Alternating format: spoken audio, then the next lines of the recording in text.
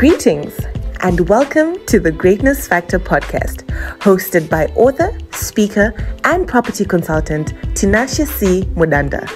On this podcast, we'll be focusing on the ideas that can help you maximize and unlock the personal potential that is within to become the greatest version of yourself. So sit back and relax and enjoy our content as we delve into the Greatness Factor. Stay blessed.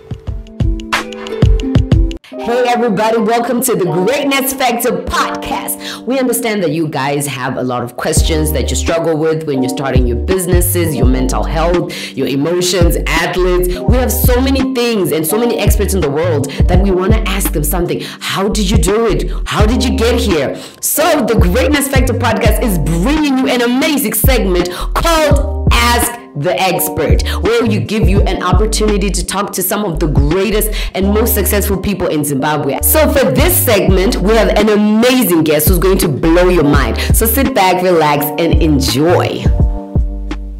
Okay, well, thank you for the compliments. I think key habits, my own work, even as a young person, was to always watch successful people, more successful people than I was, so that I could learn from them.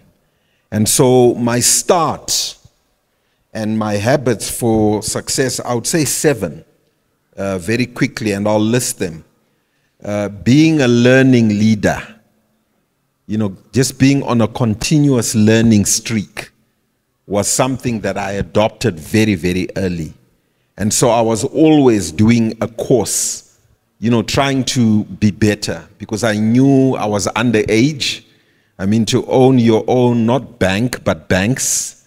At 28 is just something which then within yourself is a challenge. So I had to be continuously learning.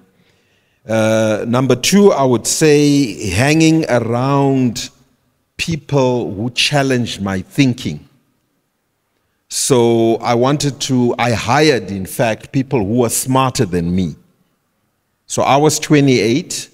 I even hired my classmate, the best economist in our graduating class. I recruited him to work for me because I thought Baxendale was very bright. So he did the economic research and he headed up my research team. And then from the managerial side, we brought in an experienced CA who was long in the tooth as a finance director. He had been finance director for Southampton Insurance Company. And so he had a lot of wisdom to teach us about financial discipline. If I looked around the banking side, I was an investment banker, Tinashe, and we were going to go into corporate banking and lending. And so we brought on board a Stanbic guy, a guy who was at varsity with me, but was my senior at varsity. But he was keen on the entrepreneurial side, so he came and he headed up the banking. And then I also brought in 2 other partners, a stockbroker.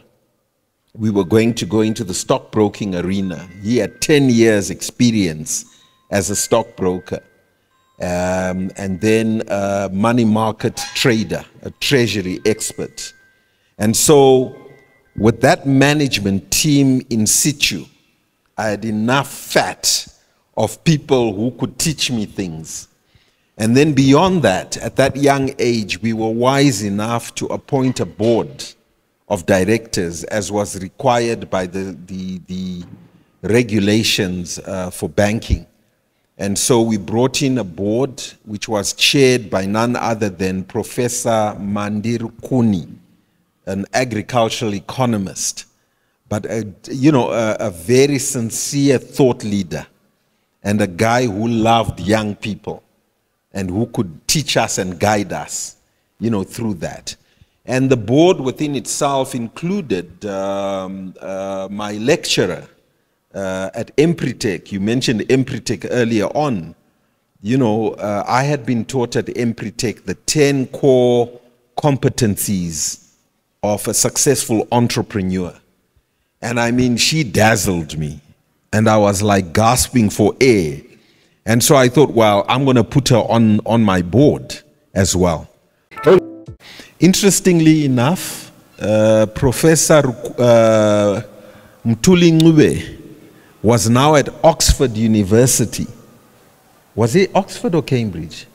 I think he's Cambridge. He was at Cambridge. And I put him on the board as well.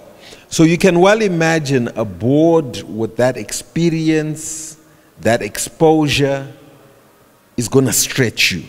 And so I wanted to be around these people and feed off them as much as I could do. Another habit was, of course, hard work. I was an early riser. I still am. A prolific reader, a prolific analyst. I analyze things. Musa, you'll be interested to know. That skill, analytical skill, is important. And I used the mornings as quiet times.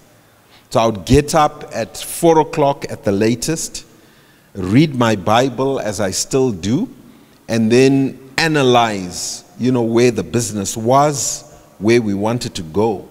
And that hard work, by the time I hit the office at 7:30, guess what? I was ready. I knew the challenges of yesterday. I had solutions that I had thought through the night, and I was ready to blitz the market, because I always imagined my competitors were more experienced than we were.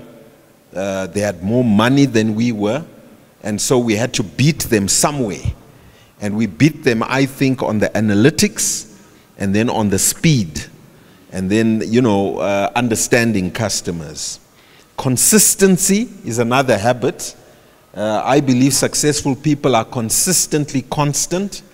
And so I had a work routine, and I regularly worked the system. I thought I mentioned early riser. That's another habit. And then also environmental awareness. So 7 things. Let me just repeat them. Being a learning leader, hanging around stakeholders who stretched me, being very focused, hard work, consistency, being an early riser, and then being environmentally aware. Yeah.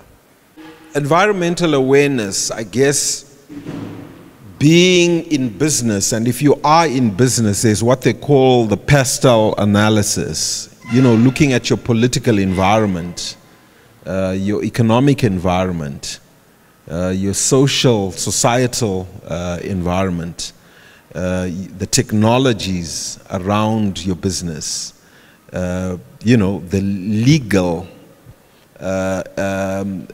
environment, and banking is very regulated, as you know. And then I guess at the time we weren't that environmentally conscious. So that's what they have. So I would call it PLEST. Political, legal, economic, social, and technological. Those were the factors that affected banking. And so I had to be aware. I had to be on the cutting edge in terms of that which we call environmental awareness. Hey everybody, it's your girl Benhilda live from the Greatness Factor podcast. So glad to have you here. We are so grateful for the support that you guys have been offering. So we just want to ask you for a little bit of a favor. Please don't forget to subscribe, share, and like our YouTube page at Tinashe C Mudanda. And then please follow us on Instagram and on Facebook. So if you want to follow us on Instagram, we are under the name TGFP_1. Thank you so much, and we appreciate you. See you.